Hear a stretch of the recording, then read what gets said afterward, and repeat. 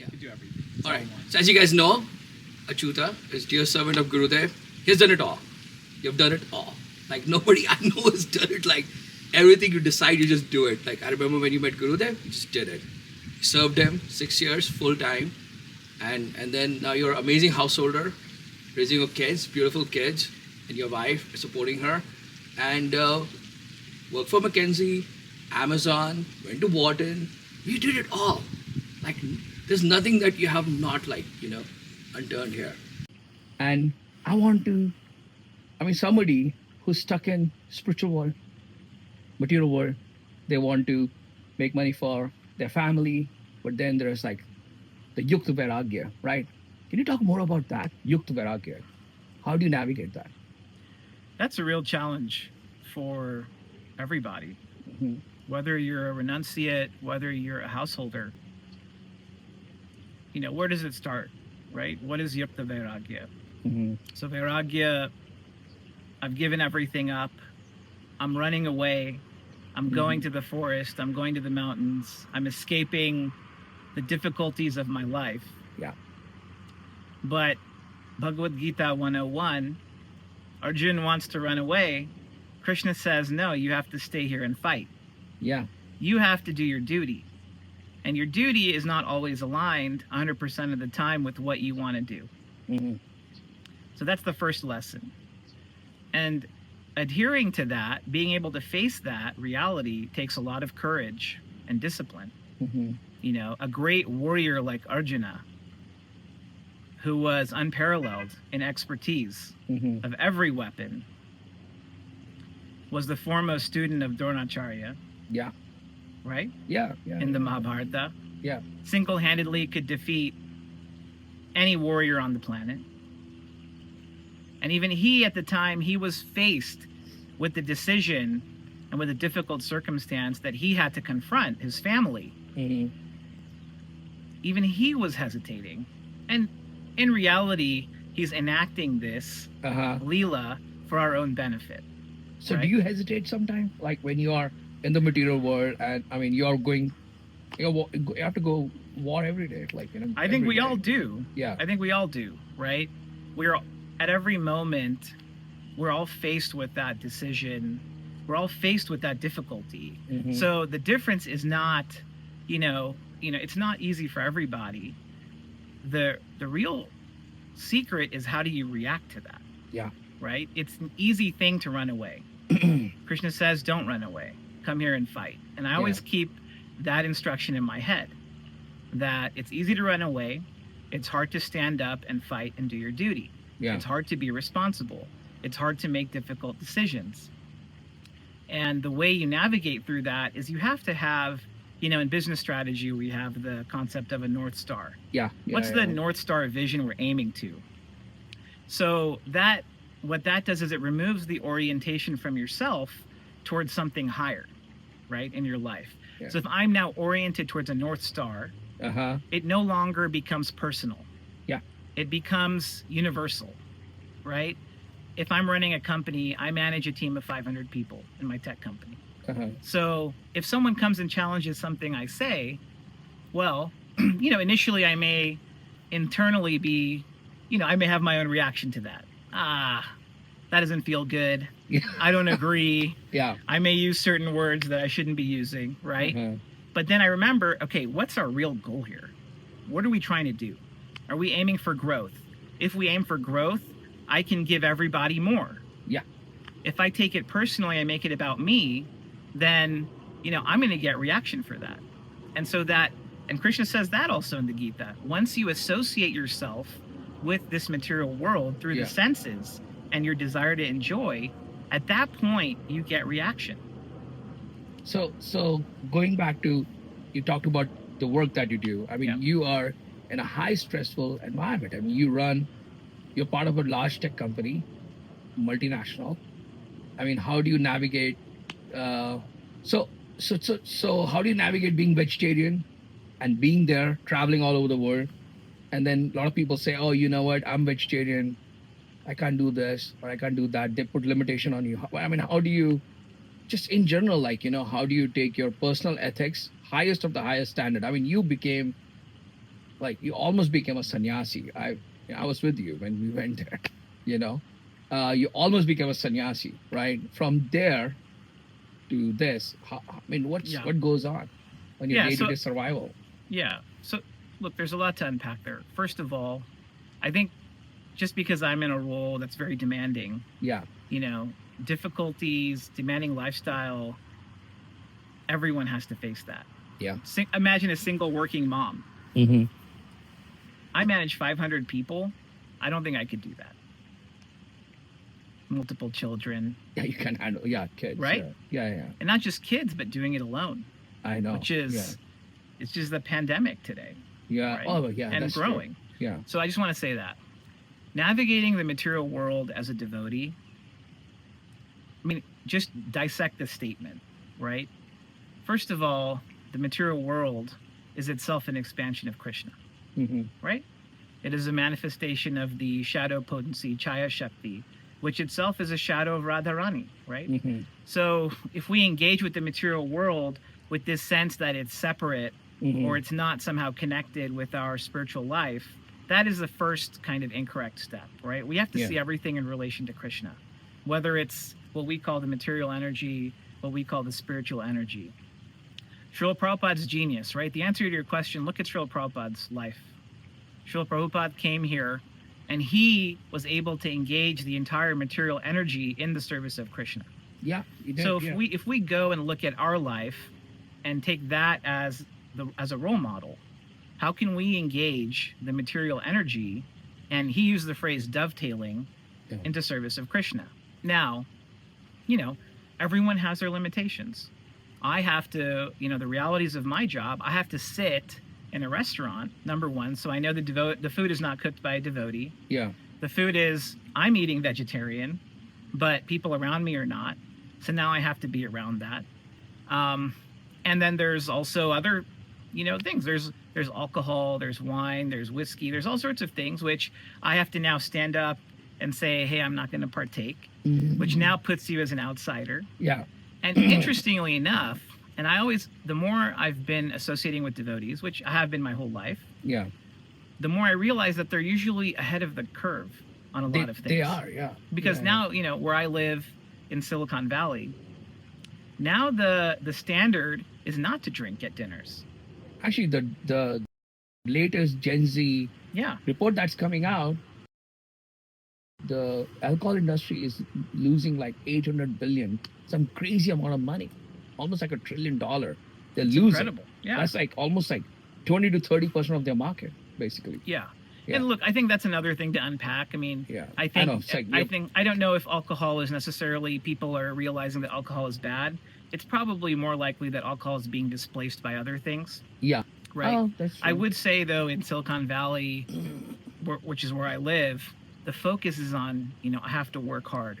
I have to be disciplined. Health. I have to be focused. Yeah. I care about my health.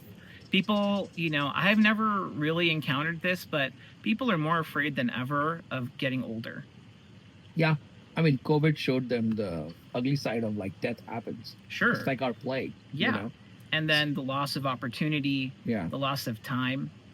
So, going back to your question, I don't think there's a blanket rule for everybody. I think it's up to you to understand, hey, am I doing this? Am I being here for a larger purpose? Mm-hmm. Am I, if I'm just doing it for myself because this is an opportunity that's going to earn me more money so that I can enjoy more, and so I'll do whatever and I don't care. Mm-hmm. That's basically, what we call the miserly mentality, right? There's always this phrase in Bhagavad Gita, don't become a miser, right? Krishna says, don't. What does that mean? Don't become a miser? And that's, most people, like, I was confused when I first read it. Yeah, don't become a miser for what? Karpanya dosha. Uh-huh. Right? What does that mean? You've been given something so valuable. Imagine you're such a wealthy person. Mm-hmm. What is a miser? He doesn't give to anybody. He doesn't spend on anything. So you've been given this valuable life as a human being. Yeah. Right? And every day, that goes down a little bit. Sick. Right? I know. And so now, how do you choose to spend that? Mm-hmm. That's the ultimate power. Right? Time is the ultimate power. I know, yeah. Elon Musk, in one interview, said time is the ultimate currency. So, how do you choose to spend that? Do you choose to spend it on yourself selfishly? Do you choose to spend it on materialism? Do you choose to spend it just watching, scrolling TikTok all day? How do you choose to spend that time determines if you're a miser or if you're a generous person. Yeah. And so that's the meaning of that. That's the purport of that. So, okay, so let's talk about like artificial intelligence, right? I mean, you were at the central nervous system of artificial intelligence you build it at Amazon. I mean, you actually build it, you know? And I mean, that's running the whole world right now, pretty much, right? How is it like knowing the spiritual intelligence, the factor that you know about spirituality, bhakti, and the intelligence of the mind, which goes beyond anything else when it's connected with the supreme lord or supreme power, that, and you're working on artificial intelligence. What's going through your mind? And also I want to know, what is the future of artificial intelligence? How a human being navigate that so that they can remain sane? Yeah. I mean, I think that question's on a lot of people's minds right now. Yeah. For devotees, what is our relationship with artificial intelligence? It's the same as any technology. Technology has been with us before AI. Yeah. Weapons are kind of the first examples of technology, right? Utensils, things we use to eat and drink, things we use to go and get food, right? And those are required for survival. So, if you look at it, AI, what is AI helping us do? It's helping us to survive. If you go back and look at the history of science, science is based on innovation. And innovation, when you think about, Isaac Newton, the apple falling from the tree, and all of a sudden he has that aha moment. So where does that aha moment come from? Right? That's, it's revelation in a different sense, right? Yes, he was given, the faculty of his own intelligence, but that eureka aha moment where he connected the dots, it's like lightning. No one's in control of lightning. Yeah. Lightning happens when it happens. It strikes when it strikes. And it connects 2 points, right? It connects the heavens to the earth through electricity, right? That's lightning. So it's the same way you can look at human thought, human innovation and discovery. When we have that aha moment is, you look at Einstein. Einstein was a theist. Einstein believed in God. Yeah. The more people discover, so I studied mathematics at UC Berkeley. I worked in the field of AI as a scientist for 5 years at McKinsey & Company. I've built AI technologies at Amazon. Yeah. The more you get into the mathematics, the science behind it, the more you realize there's a deeper language behind the reality that we live in. And so that order, seeing that order and that structure forces you to realize that it's not just chaos. It's not just random. There is something deeper. In the beginning, there was the Word, right? Yeah. Yeah. So the word, if you go back to the original Greek, the word is actually a term used to refer to that deep structure. What was that word in the beginning? I'm going to have to ask you that. No, you know the answer. No, you're on the spot here. But I mean, the point is, it's not, it was, what is represented, right? No, Gurudev used to tell us. That's a secret mantra that he will not give out. Simple. Gurudev never would say, give it out. The original bija. Yeah, exactly. No, I know. Yeah, Gurudev said that, yeah. And then the rasatmak form of that om is clean. Yeah, exactly. Gurudev said that, actually, in a lecture, right? So what does that mean? That there is a deep structure to the universe, but then there's a beauty to that structure of the universe. So the structure is the om. The beauty that's relished in that structure, right, which is the actual deeper meaning of that, is clean, right? So that is the, how do we talk about as devotees, how do we harmonize, our yogic understanding, our bhakti understanding, and the material understanding, right? So you have to, it all helps to, when we chant our japa, all of these realizations come to us. So the creator created based on the sound vibration. And now the new sound vibration that is there is the humming of the data center. Yeah. So it clearly goes into Kali Yuga, like, hey, the intelligence of human being is going to be like less and less. So that's why you have to depend on artificial, right? I mean, what do you want to say about that? That's interesting. When I was a kid, before we had smartphones. I used to remember all the phone numbers. Yeah. There was no, I could tell you like 50 different phone numbers. Now I barely remember, 5, maybe 10. So, as technology improves, we have to think less about less important things, but that in some sense frees up capacity for us to think about Other stuff. higher order Yeah. questions, right? Yeah. So, and that, there's a lot of debate on this topic, right? Some people think that AI is destructive, it's going to destroy human value. Some people think that it's going to empower us to do more. In my experience, AI has only helped me. Mhm. I am now 10 times more productive, 10 times less stressful, because I have this tool that I can leverage. Mhm. And it all goes back to Vedanta, right? You look at these AI chatbots, ChatGPT, Gemini, or Claude, whatever Yeah. your choice is. It's all about questions. Yeah. And the first instruction of the Vedanta It's questions. is jigyasa, Yeah. inquire about something. Yeah. So you can see, like, as devotees, sometimes we tend to get into this tunnel vision. Everything is just a narrow, focused, I'm in my devotional life, and that's separate from my Yeah. material life. And I was guilty of that for a while. I couldn't see, how do I bring these together? Yeah. Right? But, they're really one and the same. You can really bring them together. And something really beautiful happens when you do that, actually. Wow. That's so. So I know you're traveling all over the world right now. Mhm. Like certainly, like you're like again traveling. I know you're going to a very secret conference which nobody knows. I mean, when this comes out, you'll be there. Can you talk about like why you're going there and what conference you're going for? Yeah. And what do you want to achieve? Yeah, sure. So, I run a company that employs nearly 10,000 people, Mm-hmm. right, globally. I mean, we have individuals in every corner of the globe. Mm-hmm. The work we do powers AI.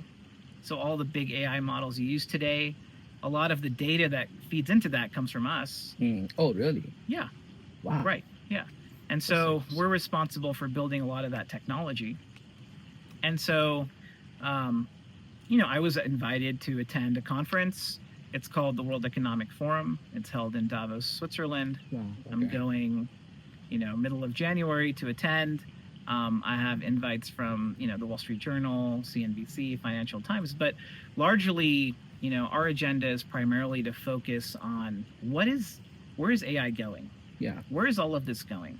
And how is it going to shape the world at a political level, at an economic level, right, at a global level? Mm-hmm. And what are the second and third order impacts of AI in terms of healthcare, the financial sector, the world of technology, military, defense, energy, right? So now AI is Spirituality. spirituality. Because of AI, everything is now like not locked inside somebody's closet. It's all available now. It's incredible. It's really about, what do you come to the AI with, Yeah. right? So I guess, people who are open Yeah. will continue to be open and will continue to receive. Yeah. People who are closed, I think AI will help them broaden their, vision. Yeah. If Right. Gurudev was here today, which he is in the, with us in general, but if he was here physically, what will he say about all these AI and all these things? You were close to him all the time. You were like, you traveled with him for 5-6 years. Look, Yeah. I can't pretend to speak for Gurudev. Yeah, I know. Obviously. You can't say like Prabhupada said or Gurudev said, but anyway, like, that's another topic. That's going to be like a 2-hour topic, Yeah. which I think we have to bring our more friends here to talk about it. Yeah, but I think look, Gurudev did not shy away. Gurudev's attitude, very much like Srila Prabhupada's attitude, Yeah, was how can I use whatever is here for the service of Krishna? yeah, Period. that's true. Yeah, He used a recorder. It's not a voice recorder is technology. yeah, He didn't say, I'm going to do it. I'm going to write every book by hand. I'm going to manually print. no, Srila Prabhupada used the printing press. Bhakti Siddhanta Saraswati Thakur Prabhupada used the printing press, yeah, right? Bhakti Vinod Thakur published books that he had sent to universities. So there is no like an enmity, Mhm. inimical attitude towards technology from Vaishnavism at all. Yeah. Right? Nrsingadev Bhagwan is the prevailing deity of technology. than he is. Hanumanji, Yeah. right? He's Yeah. the first one to have to innovate a new form of creation to accomplish some task. It is. Yeah, Right? that's true. Yeah. So that, never before in humankind did we see or conceive of a half lion and a half human personality or form. That's Right? You spoke something very beautiful just now. Like use this in the right way. Yeah.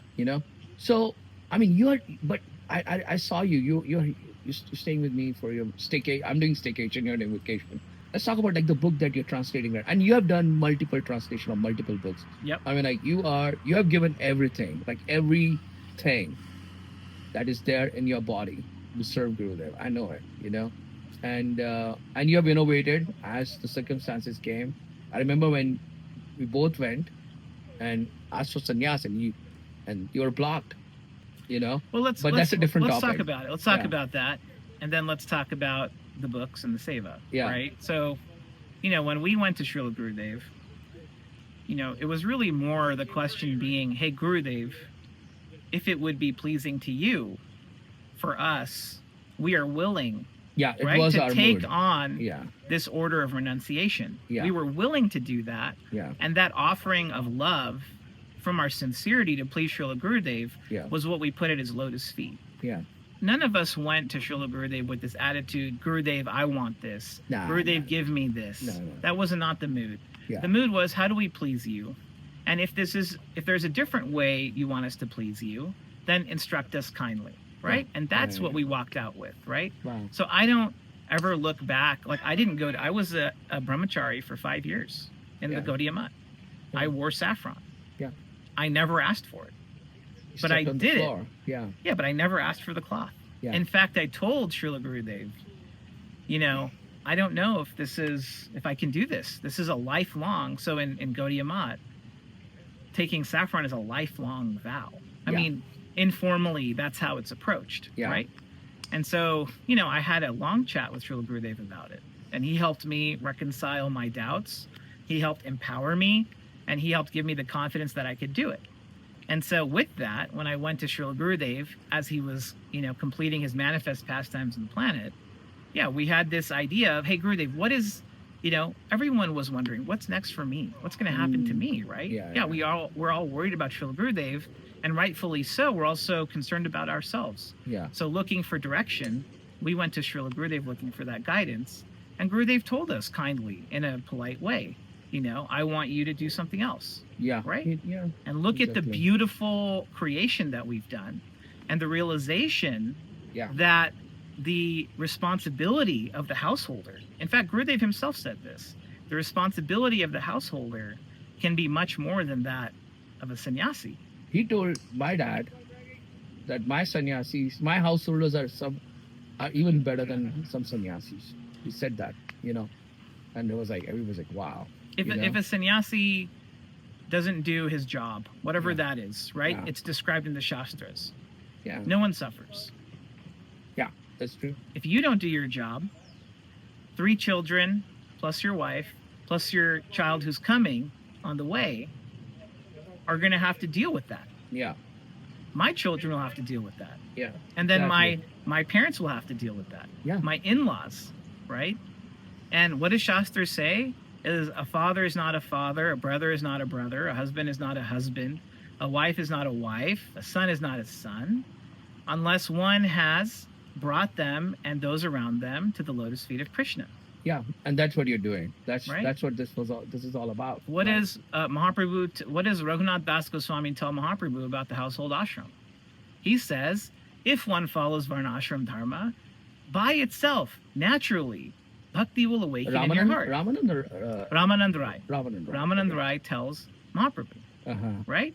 And then Mahaprabhu obviously... Because you were telling me yesterday the same thing. I was So I'm telling just- you, yeah. right? Ramanand Yeah, yeah. Rai, in the Ramanand Rai Samvad, in Yeah. Chaitanya Charitamrita, he says that. He quotes from the Vishnu Purana. Oh wow. It's okay. not his own made-up statement. Mhm. It's from the Smriti, Shastras, right? It's beautiful. So what are we doing? We are doing what we're supposed to do. Yeah, I know. We're So- doing what Krishna has put us in a position to do. What Gurudev has blessed us to do, right? Gurudev, I tell my children, they ask me, oh, Dad, who do I follow now? Who do I look to? I say your DNA, Gurudev lives inside of your DNA. He does, yeah. If Yeah. without Gurudeva, I would never have met your mother. Yeah. You would never have been born. Just like for all the children of Srila Prabhupada's movement. Yeah. Without the mercy, which is myself included. Myself included. My parents, had me, and I grew up in ISKCON from before birth, right? And I'm very proud to say that. And without the mercy of Srila Prabhupada, how many children would not be there? Okay, let's talk about your dad for a second. Okay, good. sure. He's a guru, right? In India. He's initiating. Yep. And he has many disciples. Like, Yep. what do you think about that? Like that transition into like a householder becoming a guru. What was what's going through your mind as a son? Yeah. Well, and you're not an ordinary son. Well, spiritually in and out, right? And materially in and out. Yeah. Everything in my life I owe to my father. I love my father. Like, I get emotional. I can see that. I was a child and I wanted to play tabla. And my dad said, you should play mridanga. Because if you play mridanga, you can play for the deities. And if you play tabla, you're going to go in a different direction. Which I later did find out are two very different directions. I know exactly. Yeah. Right? Yeah. And so by the mercy of my father, I learned mridanga. And I went to ISKCON growing up as a child. I learned about Bhagavad Gita. I learned Sanskrit. I learned devotion to Lord Ram, to Lord Krishna. So I owe my father everything. And I have so much respect for my father because when he came from India, I've seen where he's come from. And I've heard stories from my other family that the conditions were so difficult in the wintertime. India gets cold. It does, yeah. I mean, I used to live in Mathura in the winter. Yeah. And I couldn't, when I was chanting japa, this finger you keep outside of your bead bag would get numb. Yeah. It was so cold. Because there's no heat. There's no heat, and also like there's no what do you call the houses are not made of wood, they're made of pure cement. Right. They go like cold at night. Like a fridge. So coming back to the story, so what I would hear from my family is my father would sit huddled around the fire with his family members to keep warm. Oh. And he would wear this, they call genji, like undershirt. Yeah. And because all the money my family had went to my father's eldest brother who was going to school. Oh. They only had enough money to buy a pair of like a nice set of clothes to send my eldest brother to school so that he could go to university. And the rest of the family struggled for that. Wow. But, my uncle, Dharmnath Sharma, was the one who brought everybody to America and was the one in ISKCON Philadelphia, made my whole family introduced to ISKCON. So he was, okay. So he guided. So not only did he get a lot, but he gave a lot. Oh, okay. And so he's like a hero in my family. He's no longer here. But he's well known in ISKCON Philadelphia. I mean, from early 80s. And, that's where my family first, like I have, as a child, I looked in the garage. My father had these really old editions. ISKCON used to publish this magazine, Back to Godhead. Yeah. And I have, volumes or issues of that from 1970s. Wow. Okay. And it's a beautiful thing, to be able to see that. But, I mean, our connection to Krishna consciousness is not something new or manufactured, right? It started with my uncle, with my father. My grandparents were, devout Vaishnavas who were practicing Vaishnavism before ISKCON was founded even, right? Yeah. Generationally. Yeah. As many people do, right? Yeah. Because ISKCON represents a 1,000-year-old tradition. Yeah. It's not a 50-year-old tradition or 60. It's not, Actually, exactly. Next year they're celebrating the 60th anniversary. Yeah. Actually, this year. Yeah. Oh, wow. Yeah. Right? Okay. 2026. Yeah. Srila Prabhupada came in 1966. Okay, I didn't pay attention to that. Okay. Yeah. Wow. So, but the tradition from Mahaprabhu, hundreds of years. Sri Krishna, thousands of years. Yeah. Wow. And if you look at now going back to the creation, right? Billions of years. So, anyways, that's a little bit about my father and my family.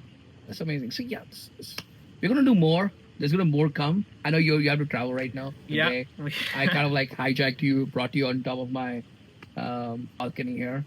No, it's beautiful. You know, that's behind his Vegas trip. That's beautiful mountain. You hosted And- us so nicely this week, Pankaj Prabhu. I Oh. mean, what can I say? Your Your beautiful wife, your family. your So beautiful there's nothing to family, boast here. your children, our children, just seeing our children play together, It was like so and much your fun. children have Gurudev's DNA. My children have Gurudev's spiritual DNA. And that spiritual familial relationship that we have is something that you cannot find anywhere else, I know that's true. you know? Yeah. And so we're blessed for that. I'm grateful for that. I'm thankful for that, you know, that I'm we just- have. I'm just wishing you a lot of success at Davos. Also, in your C-suite, you make all the good. You're the latest warrior, the AI spiritual warrior, like representing so many things. I mean, I don't know that many devotees who are like you, who are that successful and that knowledgeable and done so much. I know in every way a lot of appreciation for you and what you're doing. And I know we didn't talk about Bhagavatamrit. We're going to talk more about it, but you're translating this amazing book, The Journey of the Soul of this Jiva, Gop Kumar Bharata. You're translating that book. You've done a lot of translation. So we're going to talk more about it. So thank you for doing it, and keep on doing your service, and just enlightening us. It's amazing. This was so good. It's all mercy of Gurudev and my parents and my family and my God family. Really. Yeah, it is. It is. Thanks, Good. bro. Wow, that was good.